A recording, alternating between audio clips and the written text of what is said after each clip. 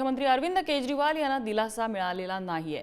कोर्टाने 3 जुलैपर्यंत त्यांना पुन्हा न्यायालयीन कोठडी त्यांची वाढवलेली आहे। केजरीवाल यांना तिहार तुरुंगातच त्यामुळे राहावं लागणार आहे। शिवाजी काळे आपल्याला अपडेट देतात। शिवाजी, अरविंद केजरीवाल यांना दिलासा नाहीच म्हणायचं। केजरीवाल यांच्या आज जी न्यायालयीन कोठडीची ती संपत होती आणि त्या दृष्टिकोनातून त्यांना आज व्हीसी द्वारे न्यायालयामध्ये हजर करण्यात आलं होतं। त्यांच्यासोबतच त्यांचा साथीदार म्हणून विनोद चौहान यांना देखील हजर करण्यात आलं होतं। मात्र न्यायालयाने त्यांची न्यायालयीन कोठडी जी आहे ती 3 जुलैपर्यंत वाढवलेली असल्याचं समजतंय।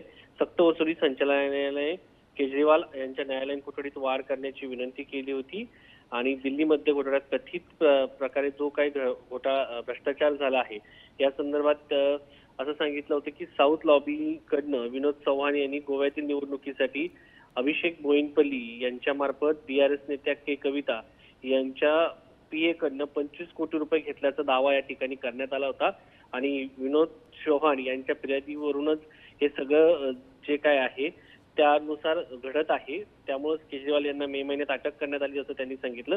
दुसरीकडे केजरीवाल यांचे जे वकील आहेत चौधरी विक्रम चौधरी यांनी या संदर्भात कुठलाही ठोस असा पुरावा अद्यापपर्यंत मिळालेला नाहीये। त्यामुळं या सगळ्या प्रकरणामध्ये गैरव्यवहार झालाय असं म्हणता येणार नाही असा युक्तिवाद जो आहे तो विक्रम चौधरी यांनी या ठिकाणी केल्याचं पाहायला मिळतं आणि या संदर्भात कोणताही कॅमेरा रेकॉर्डिंग किंवा पैशाची देवाणघेवाण झाल्याचा कुठलाही पुरावा नसताना अशा पद्धतीने हे दडपशाहीचं हत्यार या ठिकाणी वापरलं जात असल्याचं या ठिकाणी सांगण्यात आलं होतं आणि या सगळ्या प्रकरणावरती मनी लॉन्ड्रिंगचा गुन्हा दाखल करण्यात आलेला आहे।